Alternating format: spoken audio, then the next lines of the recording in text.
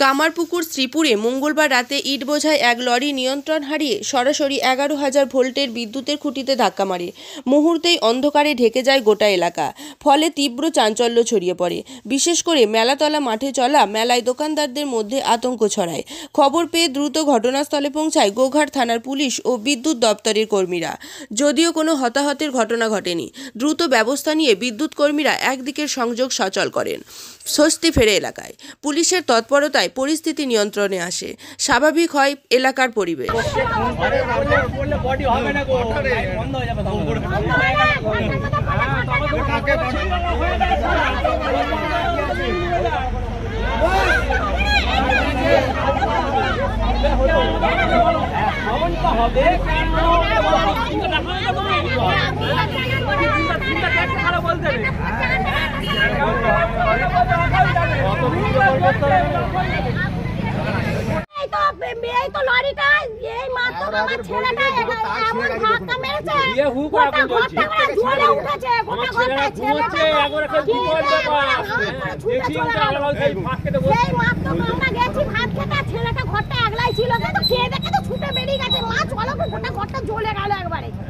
আমি বলুন দিকে এখন যদি গোটা ঘরটা যদি জ্বলে বডি হয়ে যেত তখন কি হতো? আমাদের উপরে দাদা দিদি শুয়েছিল।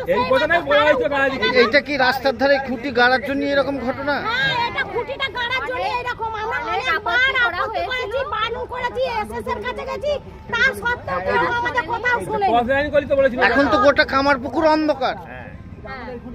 বর্তমানে এখন তো কামারপুকুর তার পয়সা আছে বলে সে সব কিছু করতে পারে, গরিবদের কোনো ইয়ে নাই। না, লাইন কেটে ছেড়ে দিয়েছে। কে নিয়ে গেছিল তার নামটা বলো। কারা করেছে? অর্চনা দিয়ে না, ওরা জোর করে সব পাপন মণ্ডলকে পর্যন্ত পয়সা খাইয়েছে। খাইয়ে এইভাবে কাজটা করেছে, এসএস কে পয়সা খাইছে। হাই কোর্টের থেকে অর্ডার করেছে। ওটা পুরো কাগজ না পর্যন্ত সবাই মিলে তারা পয়সা খেয়েছে বলে কাজটা করেছে। তারা একটা পর্যন্ত কথা বলেন। সে যদি হাই কোর্টে কাগজ বার করবে, আমাদের ঘরে কোনো কাগজ আসবে না। এখানটা কোন জায়গা? এখানটা কোন জায়গা?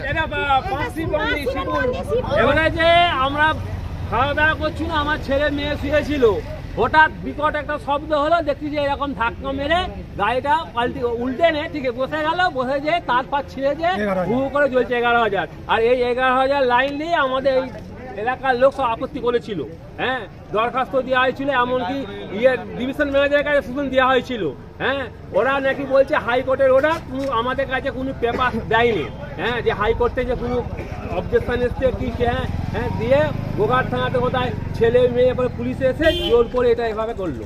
হ্যাঁ, বারবার বলুন যে এইখানে ক্লিয়ারটা দিবেন নেই। হ্যাঁ, একবার ঘটনা ঘটেছে, এসএস সাহেবকে বলা হলো। হ্যাঁ, জোরাত করে বলি তো আপনি মানে ইয়ে নাই।